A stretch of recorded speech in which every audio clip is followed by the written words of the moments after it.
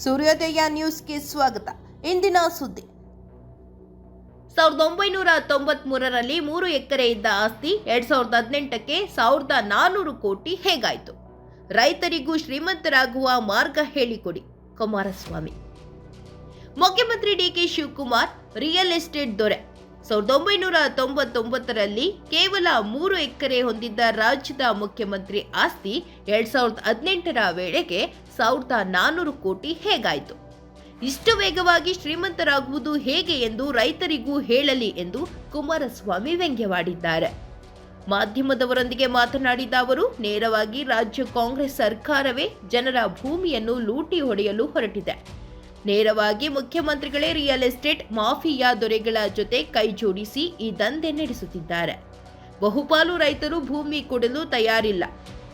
ಪೊಲೀಸರು ಮತ್ತು ರೌಡಿಗಳನ್ನು ಬಿಟ್ಟು ರೈತರನ್ನು ಬೆದರಿಸುವ ಕೆಲಸ ಮಾಡುತ್ತಿದ್ದಾರೆ. ಸರ್ಕಾರವೇ ರಿಯಲ್ ಎಸ್ಟೇಟ್ ಏಜೆಂಟ್ ಆಗಿ ಕೆಲಸ ಮಾಡುತ್ತಿದೆ ಎಂದು ಗಂಭೀರ ಆರೋಪ ಮಾಡಿದರು. ಬಿಡದಿ ಟೌನ್ಶಿಪ್ಗೆ ಪ್ರಧಾನಿ ನರೇಂದ್ರ ಮೋದಿ ಗ್ರೀನ್ ಸಿಗ್ನಲ್ ಕೊಟ್ಟಿದ್ದಾರೋ ಇಲ್ಲವೋ ಗೊತ್ತಿಲ್ಲ.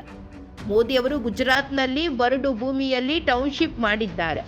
ಡಿಕೆಶಿ ಅವರು ಮಾಡುತ್ತಿರುವ ಜಾಗದಲ್ಲಿ ಲಕ್ಷಾಂತರ ತೆಂಗು ಅಡಿಕೆ ಬೆಳೆ ಬೆಳೆಯುತ್ತಾರೆ.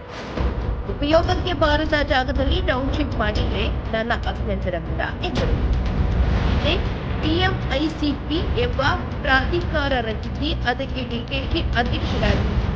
ಬೆಂಗಳೂರು ಮೈಸೂರು ರಸ್ತೆಯಲ್ಲಿ 1.75 ಲಕ್ಷ ಎಕರೆ ಭೂಮಿಯನ್ನು ರಸ್ತೆಗೆ ಮತ್ತು ಟೌನ್ಶಿಪ್ ಮಾಡಲು ಸ್ವಾಧೀನಪಡಿಸಿಕೊಳ್ಳಲು ಅಧಿಸೂಚನೆ ಹೊರಡಿಸಿದೆ. ಕಳೆದ 30 ವರ್ಷಗಳಲ್ಲಿ ಏನಾಯಿತು?